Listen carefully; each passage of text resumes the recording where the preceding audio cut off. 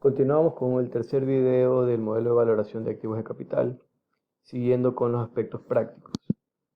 En el video anterior habíamos hablado sobre la prima por riesgo de mercado y decíamos que era importante tomar, si vamos a tomar datos históricos, tomar suficientes años sin que haya un estándar específico, pero tomar suficientes años para poder incorporar en la muestra varias fases de los ciclos económicos. ¿En dónde puedo encontrar estimaciones de la prima por riesgo de mercado? De nuevo podemos ir al sitio web de Damodaran, la sección de datos. De nuevo aquí en la subsección de riesgo y tasa de descuento y podemos encontrar retornos históricos en acciones, bonos y letras del tesoro. Aquí hay datos históricos. Si queremos los promedios, que en realidad es lo que vamos a utilizar, vamos a abrir este link que nos va a dar un archivo de Excel con cálculos de promedios para distintos intervalos de periodos.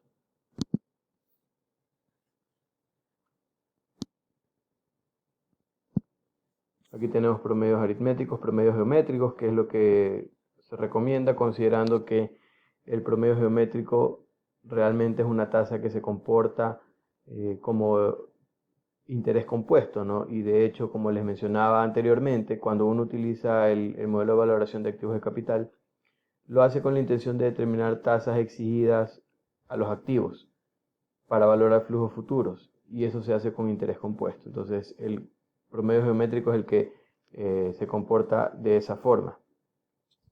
Y aquí tenemos los promedios, los de más largo plazo son los que están en esta fila.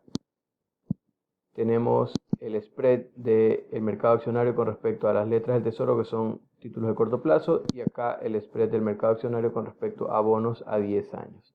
Entonces, considerando el periodo más largo y que las valoraciones por lo general se hacen también de largo plazo, entonces tomamos este spread con respecto a bonos de largo plazo, que son los de 10 años que toma Damodaran. Entonces, sería 4.66% la prima por riesgo de mercado. Aquí en este archivo donde habíamos calculado previamente el beta apalancado para un negocio de restaurantes, he copiado el dato de tasa libre de riesgo de Yahoo Finanzas y aquí podemos poner ahora la prima por riesgo de mercado de Damodaran. ¿Sí? Antes de ver el resto de datos voy a explicar otro tema más, que es el ajuste por riesgo país. Cuando se hacen valoraciones en mercados no desarrollados, se suele incorporar, uno de los enfoques para incorporar el riesgo país es agregando un spread al KPM clásico. Aquí podemos ver, por ejemplo, esta tasa de descuento, que es estas siglas KP de costo patrimonial, que significa la tasa de descuento para descontar, por ejemplo, flujos de acciones o valorar acciones. Tiene tasa libre de riesgo, beta por la prima por riesgo de mercado que se toma en Estados Unidos, como la que acabamos de ver, y se agrega el spread por riesgo país, que lo podemos ver también en la página ya sea del Banco Central del Ecuador o un sitio internacional que se llama ambito.com. Últimamente he encontrado la información actualizada en ambito.com porque a veces los gobiernos no publican los datos de riesgo país, sobre todo cuando hay momentos en que el riesgo país está muy elevado. Entonces, tomando en cuenta este ajuste, podemos buscar también el dato de riesgo país. Les voy a mostrar dónde se puede encontrar y podemos hacer una estimación de una tasa completa con todos los inputs para el negocio de restaurantes, ¿no? Unos aspectos adicionales sobre el riesgo país, que es una tasa de mercado que refleja expectativas actuales sobre el riesgo que tienen los títulos emitidos por los gobiernos, ¿sí? Es decir, los bonos, como los bonos globales en el caso de Ecuador. Es un indicador muy volátil y pueden haber cambios bruscos de un día para otro en función de noticias que pueden estar relacionadas con la capacidad de pago o con problemas sociales, políticos y obviamente económicos de los países.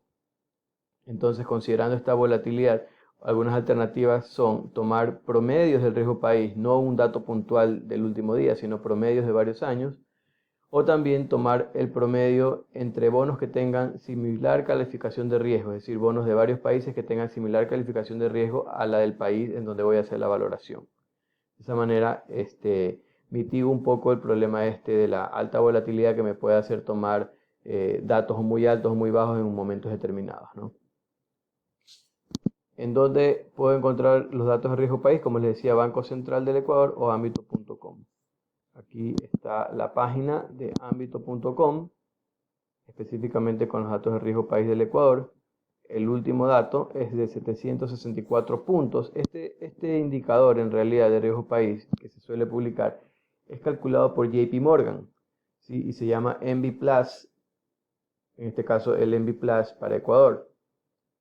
¿Y cómo se calcula? Básicamente es la diferencia en el rendimiento de los bonos globales emitidos por el Ecuador en dólares, menos el rendimiento que están generando los bonos del Tesoro estadounidense a una fecha determinada. Ya vimos que los bonos del Tesoro están pagando actualmente 1.92%. Si agregamos estos 764 puntos, esto sería 7.64% en promedio por encima del 1.92. Eso es lo que estaría pagando el bono ecuatoriano en la actualidad. ¿Ok? Mientras más diferencia hay entre estos dos bonos, entre el rendimiento de estos dos bonos, se le atribuye eso a un mayor riesgo percibido por ese gobierno. Entonces aquí tenemos datos recientes y aquí uno puede entrar para descargar datos históricos, ¿no? Se pueden descargar de varios años. Uno pone aquí el intervalo de años, pone ver datos y luego se le va a desplegar todos los datos disponibles aquí en este portal, ¿no? Entonces, supongamos que hemos bajado, no sé, pues, datos de los últimos 10 años, 680 puntos en promedio, eso equivale a 6,8% de spread, por lo tanto, la tasa del KPM ajustada por riesgo país sería tasa libre de riesgo más el beta, que es el que encontramos o calculamos previamente, por la prima por riesgo de mercado tomada de un país desarrollado, más el riesgo país del país no desarrollado o subdesarrollado. Y esto nos daría entonces una tasa de rendimiento mínimo de 12,27% que debería rendir un negocio de restaurantes con ese apalancamiento y en Ecuador. ¿Okay? Esa es la utilidad que se le da a esta tasa, ¿no? Es decir, el rendimiento exigido considerando el riesgo sistemático y además el riesgo país. No es el único enfoque para ajustar por riesgo país, que he aplicado, pero es uno de los más prácticos para utilizar.